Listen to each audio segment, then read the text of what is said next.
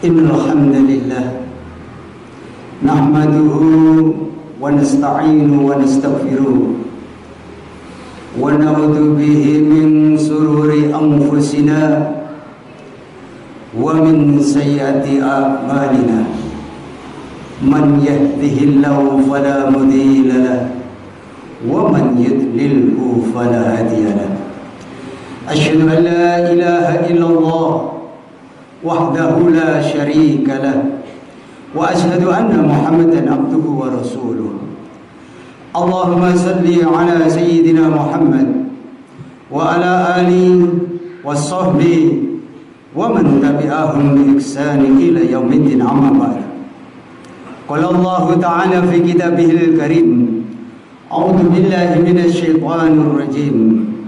Ya ayyuhalladzina amanu ittaqullaha haqqa tuqatih wa la tamutunna illa wa antum muslimun. Ya ayyuhalladzina amanu ittaqullaha wa qulu qawlan sadida yuslih lakum a'malukum wa yaghfir lakum dhunubakum wa man yuti'illaha wa rasulahu faqad faza fawzan 'azima. Ma'asyiral muslimin rahimakumullah, hadirin jamaah Jumat yang insyaallah selalu berada dalam naungan rahmatnya Allah dan hidayah Allah Subhanahu wa taala.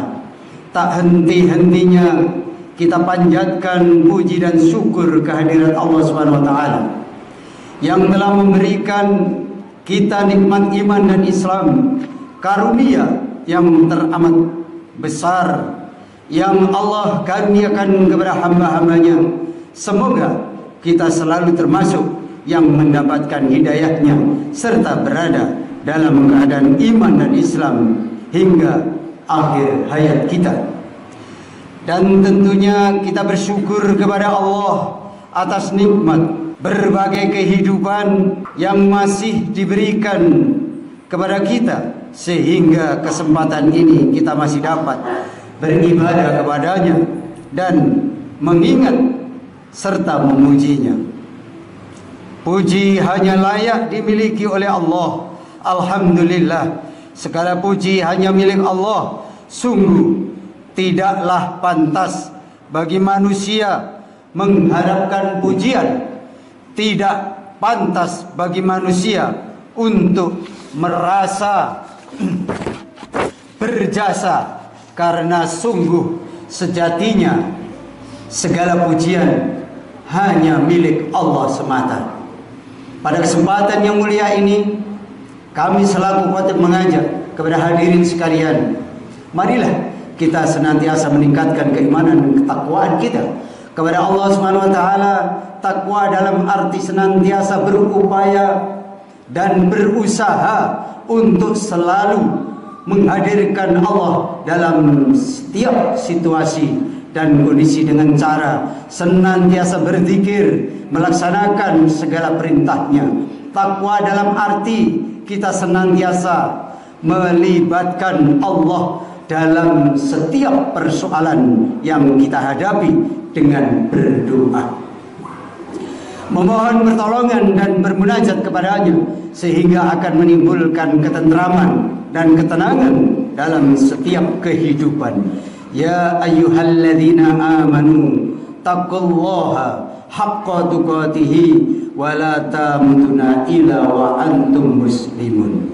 Hai orang yang beriman, bertakwalah kepada Allah sebenar-benarnya takwa kepadanya, dan janganlah sekali-kali kamu mati melainkan dalam keadaan beragama Islam. Al-Quran Surat Al-Imran 102. Dan tentunya salawat serta salam semoga selalu tercurah tak henti-hentinya kepada Nabi Muhammad sallallahu alaihi wasallam beserta keluarga dan para sahabatnya.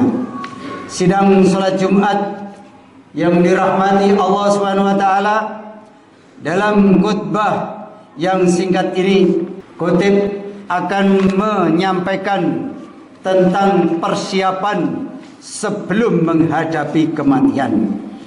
Untuk itu marilah kita merenung sejenak tentang apa yang terjadi di sekitar kita saat ini. Sudah banyak saudara kita, kakek, nenek, orang tua kita, dan teman kita yang meninggalkan dunia ini. Ini sebagai pelajaran, dan tidak sedikit di antara mereka adalah saudara kita. Tiba-tiba sahabat kita meninggalkan dunia ini. Siapa saja, kapan saja, di mana saja bisa meninggalkan dunia ini. Kullu nafsin dha'iqatul maut. Setiap yang bernyawa akan merasakan kematian. Maka kita harus mempersiapkan bekal sebaik-baiknya sebelum kita meninggalkan dunia ini. Kematian adalah suatu yang pasti kita hadapi, sesuatu yang menjadi gerbang dari kehidupan dunia menuju kehidupan akhirat adalah kematian menuju kehidupan yang kekal abadi yang selama-lamanya. Ma'asyiral muslimin rahimakumullah. Di dalam surat Al-Baqarah ayat 28 Allah berfirman, A'udzu billahi minasyaitonir rajim. Bismillahirrahmanirrahim. Kaifa takfurun billahi wa kuntum amwatan fa ahyakum tsumma yumitukum tsumma yuhyikum tsumma ilaihi turja'un. Yang artinya, bagaimana kamu ingkar kepada Allah padahal kamu tadinya mati, lalu Dia menghidupkan kamu, kemudian Dia mematikan kamu, lalu menghidupkan kamu kembali, kemudian kepadanya kamu dikembalikan. Dalam tafsir Ibnu Katsir dijelaskan bahwa ayat ini menjelaskan akan kekuasaan Allah, dan sungguh aneh orang yang ingkar kepada Allah. Sementara manusia awalnya tiada, lalu Allah menjadikan ada di muka bumi ini.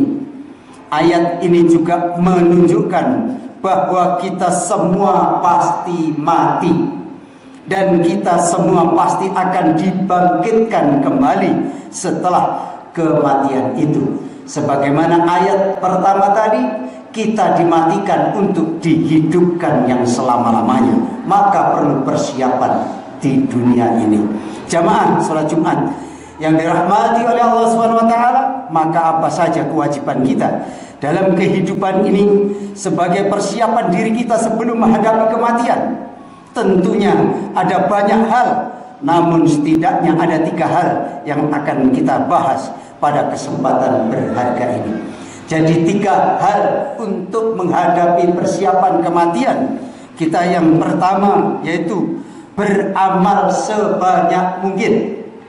Dalam surat Al-Mulk ayat 1 sampai dengan 2 Allah berfirman, Bismillahirrahmanirrahim. Tabarakalladzi biyadihi mulku wa huwa ala kulli syai'in qadir. Alladzi khalaqal mauta wal hayata liyubluwakum ayyukum ahsanu amala wa huwa azizul ghafur. Yang artinya, ayat pertama Allah menjelaskan Maha Suci Allah yang menguasai segala kerajaan, dan Dia Maha Kuasa atas segala sesuatu. Kemudian di ayat kedua Allah menjelaskan yang menciptakan mati dan hidup untuk menguji kamu. Jadi kematian untuk dihidupkan itu adalah menguji kita semuanya. Siapa di antara kamu yang lebih baik amalnya, dan Dia Maha Perkasa, Maha Pengampun. Ma'asyiral muslimin rahimakumullah. Seperti apa amalan yang terbaik itu? Salah satu indikatornya adalah pekerjaan itu dilakukan dengan istiqomah. Dalam hadis riwayat Abu Hurairah, Rasulullah sallallahu alaihi wasallam bersabda, "Fa inna khairal amali adwamuhu wa in qala." Artinya sesungguhnya sebaik-baiknya pekerjaan adalah yang rutin berkelanjutan meskipun itu sedikit. Beramal sebaik mungkin juga berarti bahwa pekerjaan itu kita lakukan dengan seikhlas mungkin, dengan sesempurna mungkin, baik dalam interaksi kita kepada Allah maupun kepada sesama manusia. Dalam tiap amal kita perhatikan, kita patrikan dalam diri kita bahwa bisa jadi itu adalah amal terakhir kita. Jadi setiap beramal kita jadikan keyakinan bahwa ini amal terakhir kita, maka kita akan mengamalkan amalan kita dengan sungguh-sungguh. Jamaah yang dirahmati Allah Subhanahu wa taala. Yang kedua yang harus kita persiapkan, menyiapkan amal terus mengalir pahalanya. Di antara yang dapat kita persiapkan adalah dengan memperbanyak amal jariah, ilmu yang bermanfaat, serta mendidik anak kita menjadi anak yang soleh, yang dapat mendoakan kita kelak, sebagaimana Rasulullah sallallahu alaihi wasallam bersabda, an Abi Hurairah radhiyallahu anna Nabi sallallahu alaihi wasallam qala idza mata insanu inqata anhu amaluhu ila min salasah shadaqah jariyah au ilmi yuntafa'u bih au awaladi solihin bada'ula. Yang artinya diriwayatkan oleh Abu Hurairah bahwasanya Rasulullah SAW bersabda, jika manusia mati maka terputuslah amalnya kecuali 3 perkara: